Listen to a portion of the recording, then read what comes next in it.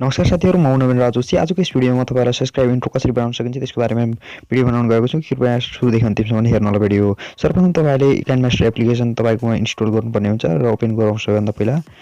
र यसरी ओपन गरिसकेपछि प्लस आइकनमा क्लिक गरौँ अनि सुरेश टुनौँ अनि त्यसैगरी हामी चाहिँ मिडियामा जान्छौँ। मिडियामा गएर चाहिँ लिन्छौँ हामीले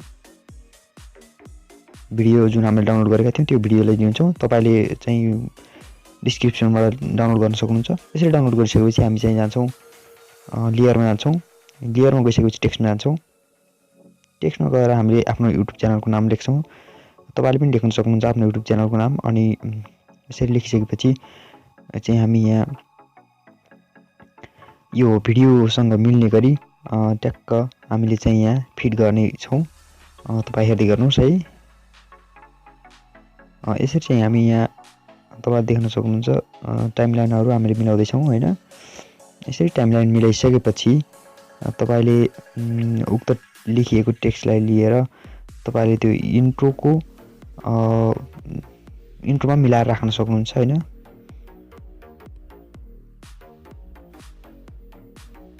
यसरी चाहिँ तपाई ठिक्क मिलाएर राख्नु होला है। अक्षरहरु चाहिँ अथवा टेक्स्टहरु बनाऊ अलिकति साना हुनुपर्ने छ, एकदम मिल्नु पर्ने पनि छ।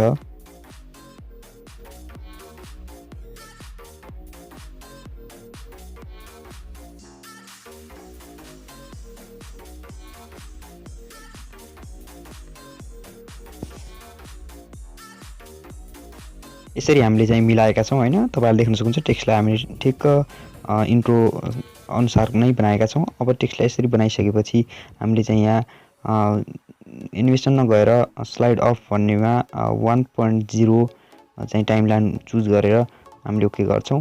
यो चाहिँ तपाईले नबिर्सनु होला 1.0 मा बनाउनु पर्ने छ। र यसरी 1.0 मा हामीले बनाइसकेपछि हामी चाहिँ अब जानुपर्ने हुन्छ फेरि हामी आउट एनिमेसनमा गएर हामी चाहिँ स्लाइड डाउन भन्ने अप्सनमा गएर पहिलाको जस्तै गरी हामी 1.0 को अप्सन चुज गर्छौं जो कि टाइमलाइन 1.0 नै राख्छौं फेरि पनि। र यसरी राखिसकेपछि तपाईले बराबर साइजमा इन्ट्रो चाहिँ पेले हुन्छ। हेर्नुस् है, देख्नुभयो नि है। बनाइसकेपछि अब चाहिँ हामी चाहिँ कलर भर्छौं यो टेक्स्टमा हैन। कस्तो किसिमको कलर तपाईलाई आवश्यक छ त्यही भर्नु होला। यसरी भर्दा राम्रो बन्न जान्छ इन्ट्रो पनि है। देख्नु भएको छ, राम्रो बनेको छ। यसरी चाहिँ बनाउन सक्नुहुन्छ। अब चाहिँ हामी यसलाई सेभ गर्ने छौं।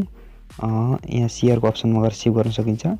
अनि एक्सपोर्टिङ प्रोजेक्ट भन्ने तपाईले यहाँ एक्सपोर्टिङ प्रोजेक्ट हुँदैछ, तपाईले देखिरहनु भएको छ नै है।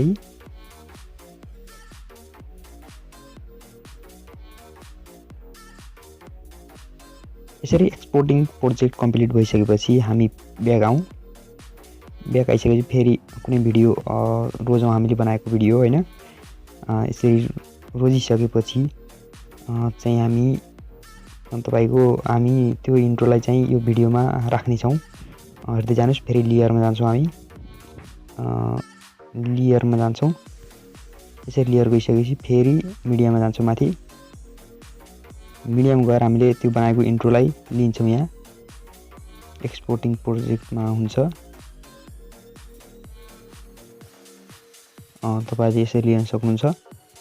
ल्याएर आफ्नो ठाउँ कतमा तपाईले प्ले गराउने हो उक्त ठाउँ चुज गर्नु होला। अनि क्रोमा की निबल गरिदिनु होला।